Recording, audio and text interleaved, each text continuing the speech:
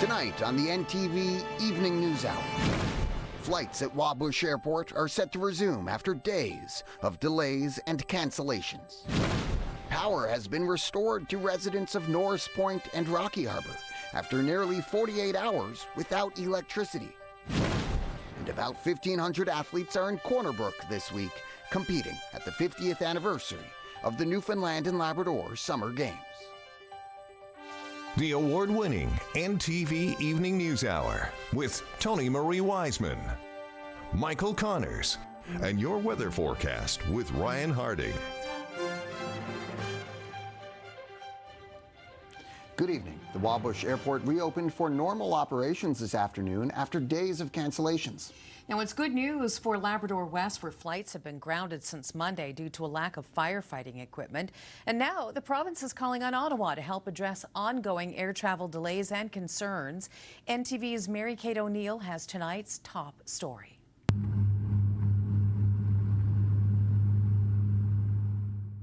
It was a hectic couple of days in Labrador West as flights in and out of Wabush Airport were cancelled. The problem is this is not the first disruption. Many affected passengers told NTV News that the cancellations at YWK caused them to miss medical appointments, the NL Summer Games, and sadly, even a funeral. Leila Evans, the Minister of Labrador Affairs, says it's not good enough. When you look at Lab West, they contribute so much in terms of revenue and tax and basically supports to the province and also federally as well. So they deserve to have reliable air service. The last few days were no doubt frustrating for residents across Labrador West. But they say their frustrations don't stem from a one-off occurrence. Instead, the travel challenges have been happening in Labrador for years. And Minister Evans strongly agrees. We've been made aware of it. MHA Joe Power has been keeping us up to date on what the problems are and how it's impacting people and why we need to have permanent resolutions, not just this fix. Something happens to a tire and we're down several days. From the provincial government aspect and Labrador aspect is we want reliability. If a truck goes down for a minor or major repair, we want the parts to be in the vicinity. And we also want the people who will provide the service, the technicians, to be available. Many have been calling on the three levels of government to get together, address the problem, and find a solution. Minister Evans says those meetings have been happening and will continue to happen. They asked for us to come together. The two MHAs reached out to me, so we would be three, to meet with Philip Earle, to lend our voices and our support for getting something done. We're speaking out, not to criticize the federal government, but to lend support for the Labrador MP, Philip Earle, who's advocating, for more reliable services. Mary Kate O'Neill, NTV News. Power has been restored to Norris Point and Rocky Harbor after nearly 48 hours without electricity. As NTV's Beth Penny tells us, the MHA for the region says the province will be conducting a review to avoid situations like this in the future. It was a long 2 days in the dark for residents in Norris Point and Rocky Harbor, but power was finally restored around 3:30 Wednesday morning. It's not a norm. It's an anomaly, I'm told, 44 hours, but they got through it, and I got to say they did a great job, both councils. Newfoundland and Labrador Hydro says crews completed the work required at the terminal station and restored power to all customers early this morning. Area MHA Mike Guzny was on the ground on Tuesday, working alongside emergency personnel to ensure all safety plans were in place for residents during the long outage. He says a review will be done in the near future to avoid these lengthy outages. I did get to speak firsthand with the supervisor on site, and he walked me through of what actually happened. And it was a small bird. It wasn't as big as a crow, which I would have thought that it would have had to been. There will be further discussion. Speaking with the Minister of Energy and Mines, they're going to do a review to see that this doesn't happen to impact residents going forward. These photos show crews working to unload and install the necessary mobile transformer unit. Hydro staff drove more than 700 kilometers with the equipment from St. John's to Rocky Harbor. Residents have raised concerns about the equipment being stored so far away. Yeah, so the best of my knowledge, between NL Power and Newfoundland and Labrador Hydro, there are 2 units like that within the province, and I guess they move them around. But again, that's the expertise of Energy and Mines, and they've been in constant contact to make sure that we were supported and that this doesn't happen going forward. Gusney says another issue that he's hearing from residents in his district is the need for improved cell phone service to increase safety in the region, and says it's at the top of his priority list. Beth Penny, NTV News. The RCMP Major Crimes Unit is appealing to the public for any information as they continue to search for 30-year-old David Fauché, who is the subject of a nationwide arrest warrant. In June, the RCMP announced that the 30-year-old was wanted for first-degree murder in connection to a homicide in Happy Valley Goose Bay in 2023. The RCMP believe he may have traveled to Mexico, and investigators are looking to speak with anyone who may have encountered or assisted him as soon as possible. Now, anyone with information about the current location of David Fauché or Foucher is asked to contact the RCMP. A man accused of stabbing a person in St. John's early last month appeared before a judge today. 27-year-old Logan Crane is facing a number of charges. It was July 9th when police found an unresponsive man near Garrison Hill. He had been assaulted with a weapon and suffered serious life-threatening injuries. Crane was arrested by police last week in connection to that crime. The 27-year-old appeared in court through Zoom today as he's being held at Her Majesty's Penitentiary. Since Crane did not have legal counsel to represent him, the judge moved the case over to the first week of September. Logan Crane is charged with 2 counts of aggravated assault and 2 counts of assault with a weapon, among many other charges. RCMP arrested a man in Grand Falls, Windsor after he fled from police during an ongoing investigation. Police were conducting patrols Monday when Cody Torreville, who was the subject of an active arrest warrant, allegedly drove by. RCMP officers attempted to stop the vehicle, but the driver fled. The suspect vehicle was located outside of a home the next day. When police attempted to arrest 27-year-old Torreville of Bishops Falls, an altercation ensued and he fled from officers once again. Torreville was located a short time later and taken into custody. He's facing a number of charges, including flight from police. The investigation is ongoing. Golden performances, the spirit of the games, and the magic of athletic friendship. About 1,500 athletes are in Corner Brook this week competing at the 50th anniversary of the Newfoundland and Labrador Summer Games. And already, it's been a magical start with many medals handed out on Tuesday. Here's NTV's Mark. Newfoundland and Labrador Summer Games officially open. For some athletes, reaching the podium is the ultimate goal. But for many, simply earning the opportunity to compete on the prestigious stage is the real highlight. Following an exciting opening ceremony, competition got underway over the weekend, with athletes battling for medals across a number of sports. And by Tuesday, some of those medals had already been handed out. In ball hockey, it was a thrilling win for Mount Pearl South, a 4-3 victory over Avalon in the gold medal game. Over on the softball diamond, it was a dominating 9-3 performance for St. John's North over Avalon, capping off an undefeated run for the team from Outer Cove. In baseball, St. John's North also finished atop the podium with a win over Mount Pearl South in the championship game. On the soccer pitch, St. John's North captured the girls' title after a tough week of competition. In golf, the singles U19 men's champion was Ben Hiscock, while Rosie Allen won the U19 championship. As for the team championship, top honors in the female division went to the host club, while St. John's North captured the U19 male team event. Beach volleyball was dominated by Mount Pearl South, capturing both the boys and the girls' championships. For these young athletes, the games are about more than wins and losses. They are about pushing themselves, and it's about making memories. And today, a new round of competition with a new round of athletes, with the closing ceremonies set for Saturday in Corner Brook. Mark Dwyer, NTV Sports. The province's tourism minister was in Corner Brook this morning with a funding announcement aimed at promoting hunting and angling experiences in our province. Tourism Minister Andrea Barber has announced $100,000 in operational funding for the Newfoundland and Labrador Outfitters Association. The nonprofit represents hunting and fishing outfitters right across Newfoundland and Labrador, supporting the industry through marketing, visitor promotion, and industry development. The province says the funding will help strengthen Newfoundland and Labrador's reputation as a premier hunting and angling destination while supporting outfitting businesses, attracting visitors, and creating economic benefits for rural communities.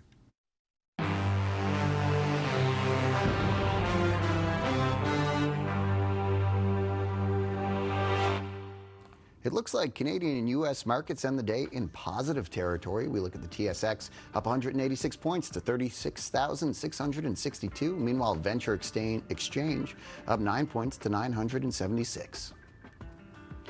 Dow Jones down 22 to 53,770. Meanwhile, the Nasdaq is up 143 points to 26,588. Gold is up $40.33 to $4,410.44 an ounce American. Gold's up there. And Brent crude oil down 20 cents to $88.71 a barrel. Meanwhile, the Canadian dollar is down 0.09 cents to 71.72 cents American. And Fortis is up 13 cents a share to $78.25. Labrador iron ore is down 16 cents to $27.01. Meanwhile, Altius Minerals down 42 cents to $62.73. Tonight's weather. Brought to you by Chevrolet's Employee Pricing for You. Get up to $14,852 cash purchase credit on a 2026 Chevrolet Silverado ZR2. Well, Tony Marie, Ryan, looked like it was a pretty nice day out there today. I think it's still 21 degrees in St. John's. Ryan, of course, is, I believe, in CBS. It's always warmer there. Hi, Ryan. Hey, it is always 2 degrees warmer and always a little bit sunnier in CBS. Now, it is starting to cloud over out there. We'll actually tell you a little bit about a little patch of sun that shifted, and with it, some rain bypassing the Avalon. If you joined us last night, we just found ourselves missing that one a ride wide right. But we'll take that because it means a little extra sun, and a little extra sun means the chance for a little extra ice cream, which is why we're in CBS's Dairy Queen today. I mentioned in the 5:30, going to be joined again by a very special guest. We have Carly, the Janeway Telethon champion child. Welcome back, Carly. How have you been? Awesome. Good to hear. How's your summer going, first of all? Amazing. I love it. Excellent. A little extra sun wouldn't go astray, but sure, look, we're holding blizzards. Cheers. And we're holding blizzards because tomorrow is Miracle Treat Day at Dairy Queen. So what that is all net proceeds from any size blizzard, any flavor, right across the country, but of course all locations in this province, the net proceeds of those are going right back to the Janeway. So I know that you have a special place in your heart for the Janeway. We've talked about it lots. Why don't you tell me a little bit about tomorrow in particular and the excitement behind it for you? I'm like, yeah. Right? What's not to like? So go support your local children's hospital tomorrow by buying a blizzard for Miracle Treat Day, and all proceeds go to support kids like me. Excellent. That's right. Hear that, Mom and Dad? It's ice cream day tomorrow, and it's for a great cause. I like the name tag, by the way. Chill. Where'd you come up with Chill? Oh, they gave it to me for blizzards because I loved making them. Excellent. Maybe we'll get a chance to make some the next time we get together. So again, just a reminder, tomorrow's Miracle Treat Day right across the province. If you have a Dairy Queen in or around your community, head on out, open to close, any size, any flavor. My favorite's Oreo. So I'm going to dive into this while we dive into some weather, but I'll try to keep the chewing to a minimum. Let's take a quick peek. We'll also look at some photos, and that's where we're going to start here this evening. And we're going to go up into Labrador first, and we're going to take a look and see how those showers and chance of scattered thunder showers played out, thanks to a shot from John Roberts. And I mentioned this kind of being the sentiment of the day right across the province today, where we saw the holes punched in some of these clouds, but those clouds that were there at times dark enough to hold not just rain, but some thunder showers in them. We move over to the very tip of the northern peninsula, and look at this photo here. Brent sent this one in of Dad, Carl, picked up an Atlantic sturgeon while fishing for cod. Thank you for that photo. Congratulations. What a catch. All right, we're moving down into the Bonavista Peninsula, Plate Cove West. Again, cloud, but some breaks in it. And that's really the theme of what this week has been. But this is taken at the end of Naked Man Trail. And this is what you find at the end of it. I guess it beats the alternative as what you could find at the end of that trail, I suppose. And we'll finish off in Harbour Grace, where son and grandson visiting from Vancouver. Minnie, you're lucky to have them here. Dad, grandson, welcome home. But you can't take the Kyle back with you. Awesome photo, but look at the extra cloud. So I mentioned off the top, an opening kind of shifted compared to where we were looking last night on the radar, and so too with it did that rain right there to the east of the island. So that at this point was supposed to be approaching the southern portion of the Avalon. Of course, we didn't see that in full, but we did see and are seeing that rain move through central currently. And look at how things open up into tomorrow, only to return almost to the exact same point at almost the exact same time, and that is some light rain passing through the central region. We see right now we're on the other side of that, where we kind of pinpointed sun, rain, sun, right? So we take a quick peek here now, and we'll show exactly that moving across into the Gander region, but also dissipating as it does, picking up some light rain at 9 p.m. on that northern peninsula, over the Bayvert Peninsula, as well as the Kittiwake Coast, Lumsden, less than a millimeter in it for you. We continue to push through here, through the overnight, and we do see some light rain passing through the Parsons Pond region, and a little extra cloud, to be fair, on that northern peninsula tomorrow. But right around that 9 a.m. mark, the Avalon, Central, and in turn the Bayvert Peninsula, West Coast and South Coast, going to really open up into a beautiful afternoon. So it's not going to be a blizzard, it's not going to be a raining blizzard, but we do have in these three areas here that afternoon and early evening rain on the way. It's limited, it's 1 to 4 millimeters, and it is from 3 to 8, 2 to 8, and 4 to 10, but the bulk of that being in that 4 to 6 p.m. mark, and you'll likely see that rain trickle off from there. So as we pick up into that morning, we can see it take shape right out of that southwest coast. There's the 4 p.m. in Grand Rapids, Windsor, and there we see it reach Gander mark and then exit out through Eastport, as our Miracle Treat Day graphic alluded to. Into the evening, we see a little extra cloud on the south side of the island and some drizzle in there that indicates some fog. But of course, with the south and a southwest wind, once the sun goes down, that was always going to happen. We can see it first thing in the morning in Trepassey and Grand Bank. Once the sun comes out, it pushes to the coastline.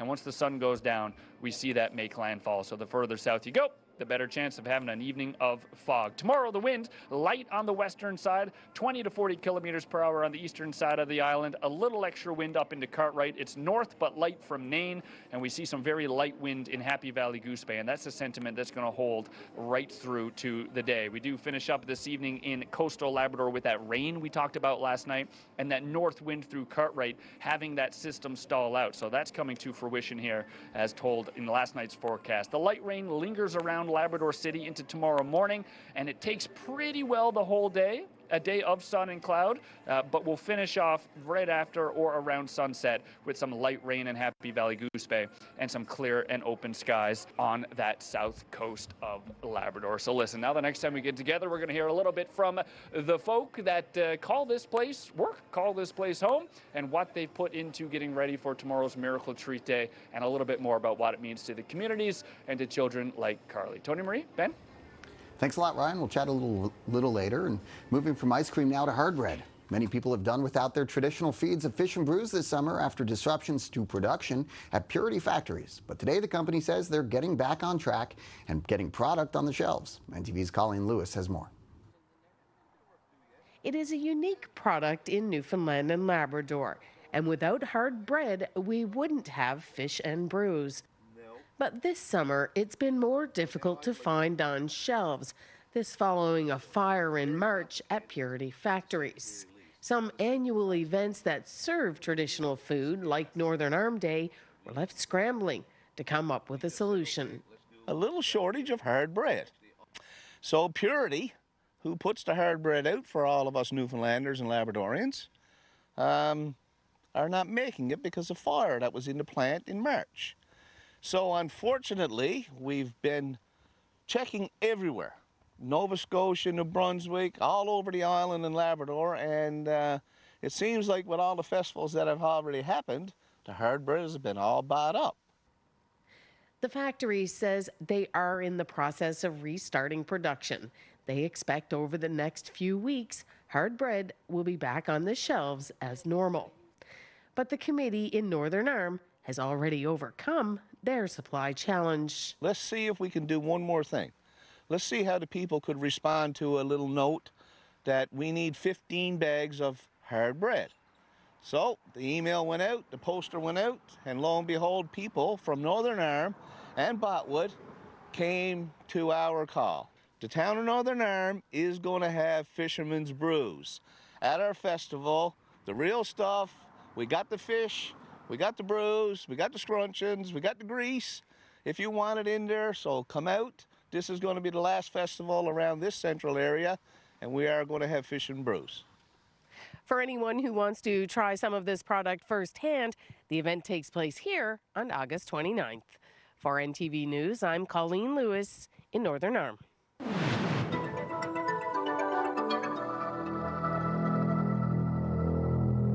The province's diverse arts community is holding a celebration in St. John's. NTV's Kyle Brookings has a look at the event. The Holdfast Contemporary Art Festival is underway in St. John's.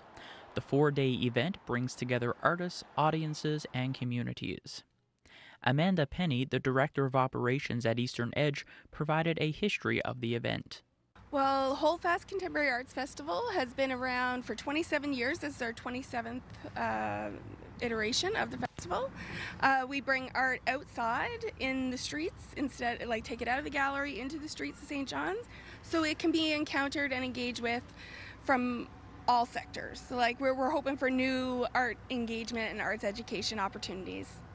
Corey Holler, the vice chair of the board of directors, says there is a diverse and vibrant arts community in Newfoundland and Labrador.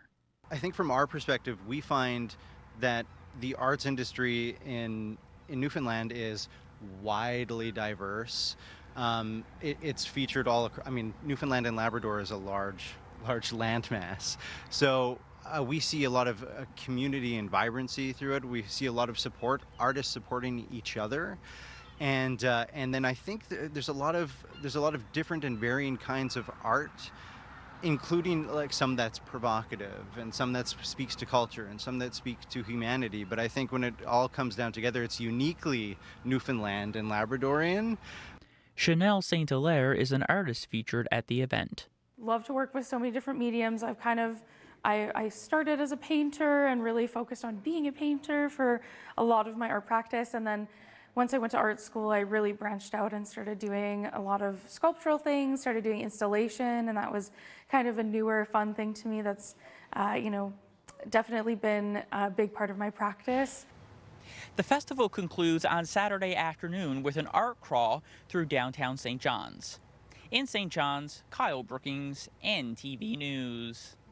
Today, the Buckmaster's Circle Community Center, in partnership with Green Cities, celebrated the organizations and individuals who helped turn the center's outdoor space into a greener environment. NTV's Andrew Connors has this report. I would especially like to welcome and thank our partners from the Green Cities Foundation. It was a celebratory morning today at the Buckmaster's Circle Community Center as the Green Cities Foundation, along with its other partners and people of the Buckmaster Circle community, planted the final perennials as they celebrated the completion of the Green My City project. Thank you all for joining us today as we take a moment to celebrate something that is very important to our community, the creation and enhancement of green space here at the centre. We are very grateful for the opportunity to transform this space into something that our families, children, seniors, and the broader community can enjoy for years to come. Bonnie James, Executive Director at Buckmaster Circle Community Center, says they applied for the Green Cities Foundation's Green My City grant a few months ago. She says it's becoming a big project for the community center to liven up the space around the area. Right, so we applied for a Green My City grant from the Green City Foundation a number of months ago. We wanted to beautify the area, enhance the local area around the community centre, and we were so pleased to be approved for that grant, and it became a big initiative as you see here today. James says this project will create a sense of pride for the people who use the center and build a sense of connectivity in the community. She says this project wouldn't have been possible without the help of the nearly 600 people the community center serves. So it's so much about the beautification is one thing, but it's the meaning for the community and the impact it has on the community. This project represents a lasting investment in our community, and we are incredibly grateful to everyone who helped make it happen.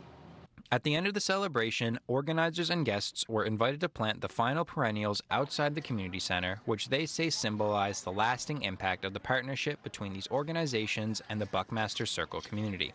Who will guide the next phase of the planting and final touches, which is a particularly meaningful part of today's celebration. It gives us an opportunity to actually put down roots, quite literally, and create something that will continue to grow and develop over time.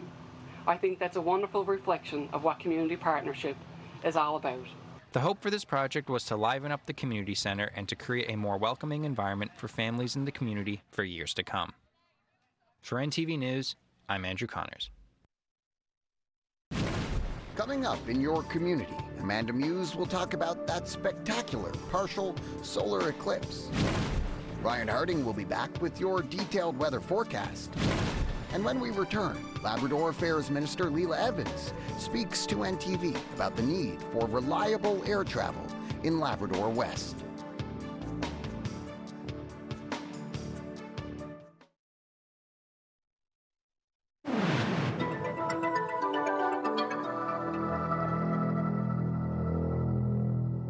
Welcome back to the NTV Evening News Hour. Cancellations at Wabush Airport caused passengers to miss medical appointments, the Newfoundland and Labrador Summer Games, and sadly, even a funeral. Leila Evans, the Minister of Labrador Affairs, says it's not good enough. Here's more in the Inside Story. Well, the problem is this is not the first disruption, because we didn't actually have the ability to have aircraft land over 19 passengers. And over the winter, we had an issue. It's a federal responsibility, first off, just to clarify. But as a provincial government and, MHAs for Labrador, MHA Joe Power is adamant that we have to find some way that passengers have reliable access to service. And so for us, as we're speaking out, not to criticize the federal government, but to lend support for the Labrador MP, Philip Earle, who is advocating, for more reliable services. So I hope talking today and talking about the issues and what it means to the people of Labrador will strengthen his case.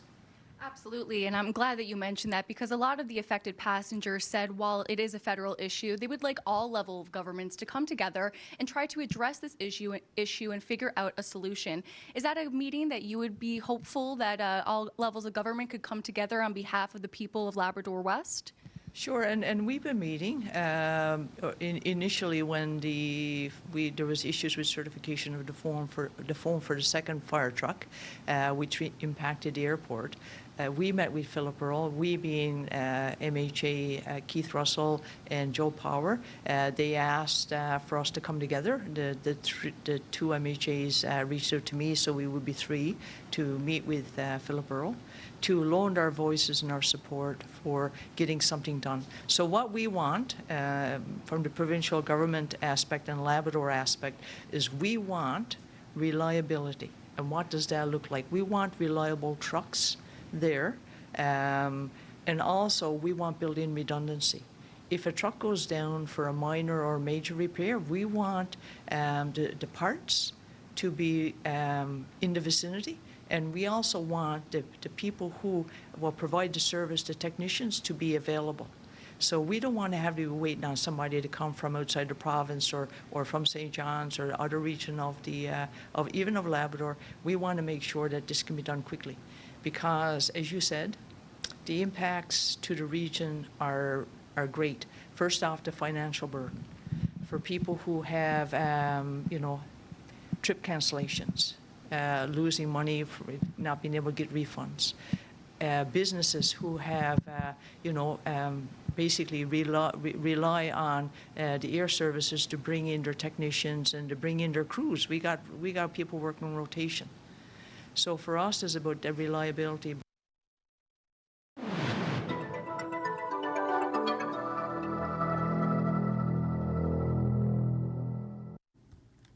It is crunch time with 1 week to go before a U.S. levy on hundreds of imports takes effect, and Canada's negotiating team is in Washington working at a potential trade deal with the layout expected to land on Donald Trump's desk early next week. We get the latest now from CTV's Mike Couture. The Canadian team spent most of Wednesday huddled inside the Canadian embassy. And CTV News has learned that lead negotiator with the U.S., Janice Charette, warned her American counterpart that federal officials would not be able to control the public or premier's reactions if the U.S. moved forward with 50% tariffs on a swath of Canadian imports in a week's time. Now, it wasn't described as an ultimatum, but sources say U.S. Trade Representative Jamieson Greer understood the reality. There were no face-to-face meetings between the two sides today, but industry leaders remain cautiously optimistic. I'm hopeful that we're going to get it done. The president of the Automotive Parts Manufacturers Association is in Washington, making sure he and his American counterparts are on the same page. Flavio Volpe also likes what he's seeing from the negotiations. That gives me hope because it's demonstrably different than at any time over the last year and a half, and that the Americans are also speaking in real terms. They know the consequence of their trade actions, and that some of those consequences have hurt a major ally. CTV News has learned that both the Canadian and American trade representatives are aiming to present the layout of a trade deal to U.S. President Donald Trump in the days leading up to the August 19th deadline. One member of the Prime Minister's Advisory Committee on Canada-U.S. Economic Relations believes there could be a path for a deal. So I think the provinces will see if we can make some progress that will benefit their workers, perhaps on softwood lumber as well, some sort of certainty. It will be worth them pausing or stepping back from their beverage alcohol bans and things like that. Now, it's unclear if more face-to-face discussions will happen this week, but Canada-U.S. Trade Minister Dominic LeBlanc is remaining in the American capital for now.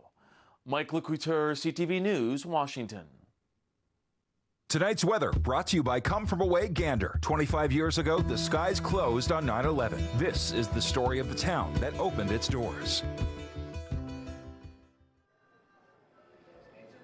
Well, we do in Newfoundland and Labrador, and in Newfoundland and Labrador and the country as a whole. Just a reminder, tomorrow, Miracle Treat Day at Dairy Queen. Get your blizzards with the net proceeds staying right here. For us in this province, it's going to the Janeway Foundation. And to talk a little bit more about that, I'm joined by Janessa with the Janeway Foundation. And I do actually first have to say, we invited Carly here, the champion child, and it was like inviting someone to a party, and then you get to the party, and there's no one there. It wasn't, the lights weren't even on. I came, and then no one was here, only the workers. And then, it took you guys, so long because of all the accident and everything. That's right, reporting live, breaking news, Carly, the champion child, and Janessa with the Janeway Foundation. So why don't you tell us a little bit about where the net proceeds go tomorrow once the day ends? Of course. So not only is it the sweetest day of the year, but it does have a big impact in our community, not only for kids like Carly, but all across our province. So Dairy Queen actually fundraises year-round for the Janeway, and all of their annual fundraising rolls up into the Children's Miracle Network Telethon, of course, every year. So this past year, they supported specifically the diagnostic imaging, the emergency department, and surgery.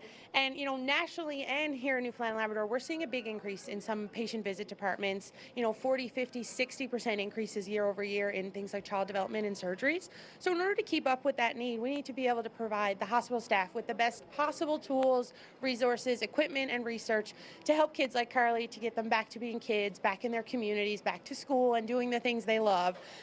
So, as the need increases, so does the things that we need to buy for the hospital, and we're really counting on all of Newfoundland and Labrador to come out tomorrow, show their support to help our kids. Last year's Miracle Treat Day was postponed due to the wildfires, so we're really looking forward to having the whole community come out, a nice summer day, hopefully some sunshine, and support all of our kids. Behind every blizzard is a local patient, is a local family, and it's some of their hardest days. So by buying a blizzard tomorrow, we can help make those a little bit easier and a little bit sweeter. So we're so excited. I know the Dairy Queen staff is incredible, and they're ready to help us tomorrow, and we're counting on our community.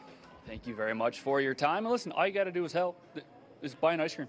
It doesn't get easier than that. And Carly, what's that great message you had the last time we got together? Go buy a blizzard to help kids like me. We you go, and it's so exciting and such a celebration. Even the balloons are popping in here, and it is going to be a beautiful day tomorrow. So we'll pick up and see that it's not the case all across the country. In fact, currently we are seeing some rain move through Alberta en route and through Saskatchewan. Fort McMurray, how are we? A little cool up there, hey? 14 degrees with that rain passing through. We pick it back up in Winnipeg, sun and cloud at 25, and then rain in Toronto at 22, scattered through Montreal at 20 degrees. We get back into the sun and cloud in the best part of the country, the east side, 25, Charlottetown through Halifax, and just a step back, St. John's at 23. There are those light on again, off again now showers in Labrador West as well. Tomorrow, here's how it's kind of going to go. And this is for the Avalon, but really you'll see that this kind of applies for at least the island portion of the province as a whole. So we're starting off early at about 15 degrees. We'll climb to 21 by noon, and we'll just kind of even out in that 22, 23 degree range. Now, I will say the eastern side does have a little bit of humidity, which we'll show in just a second. But first, look at Clarenville. 26 degrees. So again, the further inland you go, as told by Holyrood as well, the best chance you have is seeing those top totals. And Ferryland at 24, well, that's because that's a west-southwest wind, so that is picked up over the land compared to the 21 in Branch off of the water. So humidity, you say. Let's take a quick peek and track this for the week that's left into early next week. Yeah, not too bad for the eastern side of the island. Tomorrow, a little bit there by the end of the day, peaking, though, Friday morning before dropping off by the end of the weekend. The western side of the island, again, it's a picture-perfect day until late afternoon, early evening, when that rain starts and Grand Falls winds are moving through Gander, parts of the Kittiwake Coast, and out through Glovertown and Eastport area. 21 in Corner Brook is the daytime high. Again, inland, look at Deer Lake, 24, 23 on the Bayvert Peninsula, and Port au Choix and St. Anthony enjoying some high teens matched with Harbor Breton down on the south-facing side there. Humidity on the west side and central portion of the island. Let's take a peek. Much the same. You see that drop off there? That's likely when some of the rain comes through, and then we do see it peak again into Friday morning. So a humid start to the end of the week. Now, Labrador, we take a look at those daytime highs. We talked about a cooler coastline thanks to a north wind. We are going to see the exact same thing apply here. Inland, Happy Valley Goose Bay, best chance of hitting 20, and limited to 15 in Labrador City with some scattered showers at times. And we can see through the radar here that rain hitting the central portion as light rain at 5 p.m. as it makes its way from Lab West into Happy Valley Goose Bay. There it exits out through the Kittiwake Coast as mentioned, but take a look at Friday. Yeah, there's a little bit to it. So it looks like a wet one no matter where you are in Newfoundland, limited in terms of that on Cartwright and parts of the south coast in Labrador. And we picked that up on the 5-day forecast. We're on the eastern side. It does look, Director Johnny asked me, how does Saturday look? We got some trick-or-treating to do, which sounds like an awesome August activity, by the way. So I don't know about Saturday. John, here's your forecast. 20 degrees and a little bit of rain, but we break back open on Sunday. Sun and cloud into Monday at 19 as well. To the south coast of the island, it looks like that rain on Saturday does trickle off and lead into a sunny afternoon picked up on Sunday before that rain returns on Monday. You see the flash there on the Thursday and Friday for Central? So it's quick, it's light, but there is a chance of that being some sort of thunder showers. I think the better chance would be Friday, but with that humidity in the air that we were showing, it does come into play tomorrow, late afternoon, early evening as well. And there's some rain on the Saturday before clearing off Sunday and Monday. Over to the west coast, much the same. Tomorrow, beautiful, sun and cloud, 23 degrees. But with the rain comes in, we saw quickly there on the radar Friday, lasting into Saturday. Lighter on Saturday than Friday. We do see the sun and cloud on Sunday, and then the rain returns on Monday. But when we saw the image of the country as a whole, there was a lot of rain in that, wasn't it? So that has to come down through our way, but it doesn't quite reach the northern peninsula by the looks of things. Sun and cloud once we get through that extra cloud tomorrow, Friday through to Monday, 16 and 17 degrees. South coast of Labrador, Friday through to Sunday, gorgeous. 19 to 21, sun and cloud. We got that rain at times, finishing off the Thursday there by the looks of things, returning on Monday. North coast, just that extra cloud to get through tomorrow before the sun breaks out at times tomorrow, but then holds Friday through to Monday. Mostly teens there, actually, exclusively teens. Getting up to 19 on Friday. We take a quick peek down to Happy Valley Goose Bay. sun and cloud. Again, rain tomorrow evening, 1 to 2 millimeters of it after that day of sun and cloud. And then we return to business Friday, Saturday, and Sunday, 23 and 22 degrees. The 22 holds into Monday. We'll just add a little bit of rain. And we'll finish off here in Labrador West with those isolated showers at times tomorrow, taking the morning and afternoon to move along. And then we open up wide Friday and Saturday at 18. The temperature holds on Sunday, but the rain holds too Sunday night into Monday. We have some breaking news to report now coming out of Quebec. La Presse has reported that an agreement has been reached between Quebec and Newfoundland and Labrador on the Churchill Falls River. The federal government is involved, and an announcement is expected early next week. This is coming out of La Presse in Quebec. Our province in Quebec have been negotiating a new deal on the Churchill River for quite some time, and it sounds like next week we'll see pen hit paper. All right, thanks so much for that update, Ben. And it is time for us to take a short break now on the NTV Evening News Hour. But do stay with us. When we come back, NTV's Amanda Muse will be joining us live in your community, and we're going to look to the sun. Stay with us.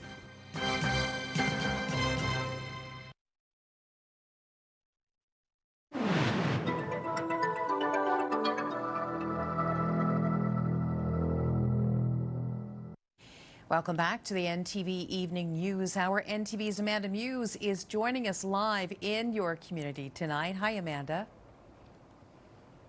Hi, Tony Marie. I'm actually out in the beautiful town of Conception Bay South. Actually, kind of came over with Ryan to also get a blizzard while I'm out here. But earlier today, I should say, all eyes were to the skies for a partial solar eclipse. Now, we do know a couple years ago there was a total solar eclipse, and Gander, I know, saw it, great visibility from Grand Falls, Windsor. Well, today at the Johnson Geo Center in St. John's, we had stargazers from Memorial University, some retired physics professors, members of the Astronomical Society, and it was a really great sort of day of community. We actually caught this footage. Our camera operator, Glenn Andrews, caught this shot with our special lens filter that we used during the total eclipse a couple years ago, and to catch this. So it was a 53% partial eclipse. So we saw 100% in Gander a couple years ago. So if the day got a little dim this afternoon, that's why. So earlier today, as mentioned, I was down at the Johnson Geo Center to chat with some folks about why they were there and what sort of draws them to these sort of celestial events each time that they come up. And it started with a little boy with a career in space, hopefully. At 3:30, a solar eclipse is going to happen. Wow, a solar eclipse. Are you excited about that? Have you ever seen a solar eclipse? No. Well, today is Eclipse Day, and so, we have it's been the third eclipse since I moved back to Newfoundland in 2022. We had the full total eclipse 2 years ago, a small one a year, 2025, and now we're going to have 50% of eclipse here in St. John's. And astronomy is great because it's all mysteries. It's all questions. What's dark matter? What's dark energy? How do exoplanets work? All these wonderful things. Mercury, Venus, Earth, Mars, Jupiter, Saturn, Uranus, Neptune, and Pluto. Well, if we look around our solar system, the Earth is the only rocky planet with a big moon. Like Mars has a couple small moons, Venus doesn't have any moons. There's a lot of moons in the outer solar system, but this is the only place where the moon and the sun make the same size in the sky. And so when we see like a solar eclipse in that, it's a reminder just how kind of amazing our solar system is. I am a retired physics professor, and so it was sort of a natural thing, but when I was getting close to retirement, I actually I joined the St. John's Center, the RESC, and started accumulating some telescopes in that, and getting more involved in actually observing. So it's always fun to see things. It's nice to see things that change in the sky. It's nice to see. There are lots of things you can see with a telescope, but there are also things like comets or solar eclipses that you can only see at a particular time, and I find that a lot of fun.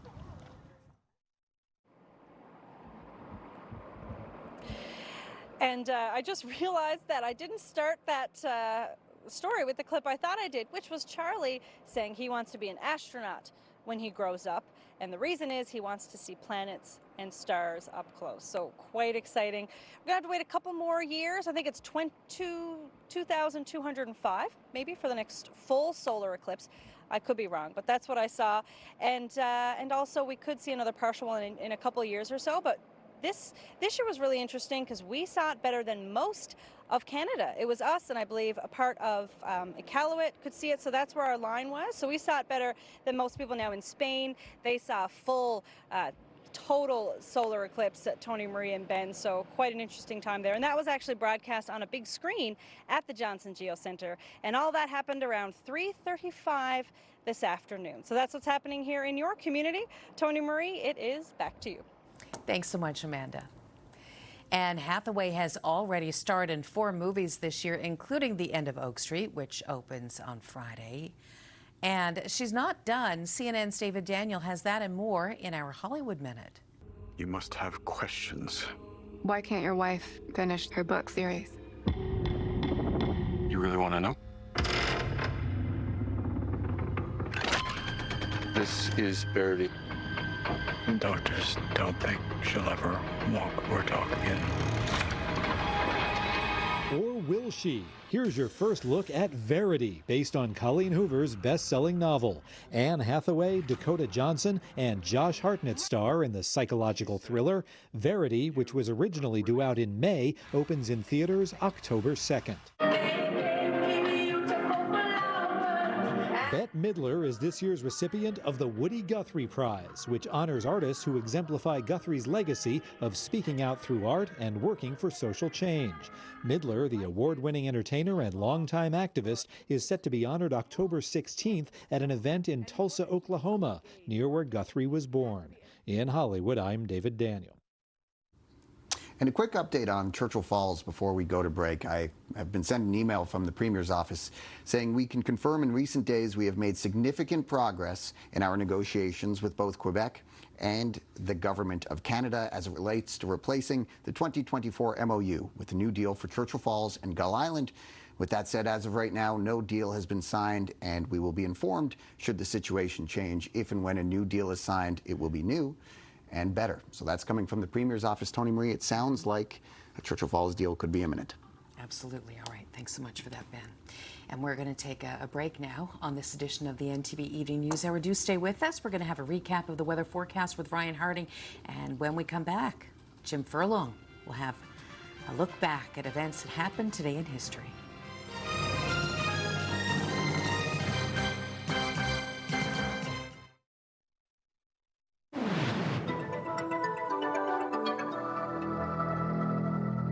Welcome back to the NTV Evening News Hour. Here now, as promised, is Dr. Jim Furlong with Today in History.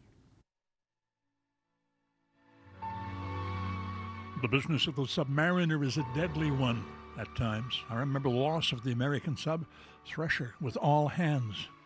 It imploded, no survivors. A Russian nuclear submarine sank to the bottom of the Barents Sea on the 12th of August in 2000. All 118 crew members were later found dead. She was the Kursk. The cause of the disaster remains unknown. There had been hope there might be survivors. There were none. Part of the ghostly tragedy was the recovery eventually of the Kursk from the Barents Sea, mostly intact. Her wreck spaced shortly apart, and the Kursk was gone to the bottom. This happened in the year 2000 on this date in history. This is Jim Furlong reporting. Birthdays and anniversaries brought to you by the Healthcare Foundation. We are the foundation that takes action so we all can take care of each other. And we're going to start off this evening with this gorgeous photo. You're looking at Junior and Betty Jackson. They are celebrating their 55th wedding anniversary in Cavendish, Trinity Bay. Happy 59th wedding anniversary to Bev and Con Glenn. Happy 99th birthday to this lady. This is Mary Agnes Snook. who celebrated on August the 8th, the 99th birthday. Happy 91st birthday to Lindy George Hewlin of Westmount Estates in Corner Brook. Pete and Diane Bussey of Foxtrap celebrating a 56th anniversary. Happy 65th anniversary to Garfield and Verley Reed in New Harbour. Happy 51st anniversary to Gerald and Kathy Sharon of Point Leamington. Happy 94th birthday to Mac March, originally from Lady Cove, now living at the Clarenville Retirement Centre. Donald Green celebrating a 93rd birthday. Happy 90th birthday to Joan Hammond. Ralph and Mabel Skinner from Rose Blanche, now living in Deer Lake, celebrating a 61st anniversary. Happy 59th wedding anniversary to Patricia and Willie Downey, originally from St. Mary's Bay. They now live in Portugal Cove, St. Phillips. Happy 62nd anniversary to Fred and Joyce Wells in Burgeo. Happy 90th birthday going out to Abby Earl. Calvin and Olive Lockyer of Sunnyside celebrating a 54th wedding anniversary. We want to say a very happy 60th anniversary to Majors Wilson and Linda Janes in Gander. Ray Puttister of Ochre Pick Cove, now living in Welland, Ontario, celebrating a 97th birthday with a great big smile. Happy 54th wedding anniversary to Carl and Cynthia Butler. Roger and Janie Keeping celebrating a 56th wedding anniversary. Happy 63rd anniversary to Winston and Ella Penny. They live in Cannings Cove. Ron and Gertie Button of Lead Cove, Trinity Bay, celebrating a 60th anniversary. Happy 57th anniversary to Clayton and Monica Wilcott. Nora White is celebrating a 91st birthday today at the Ruby Manor Retirement Home. And finally this evening, happy 91st birthday to George Pittman of Blue Cove. As we finish off here in CBS, we're outside the Dairy Queen. A reminder that province-wide tomorrow, Miracle Treat Day, with the net proceeds going towards the Janeway. So it stays right here in this province, and all you got to do is pick up an ice cream treat in the form of a blizzard. Any size, any flavor, dealer's choice. A little more sun than we see behind us tomorrow. Some great temperatures as well. Just that light rain passing through central and Lab West to Happy Valley Goose Bay as well. All right, thanks so much, Ryan, and thanks to you for joining us tonight on the NTV Evening News Hour.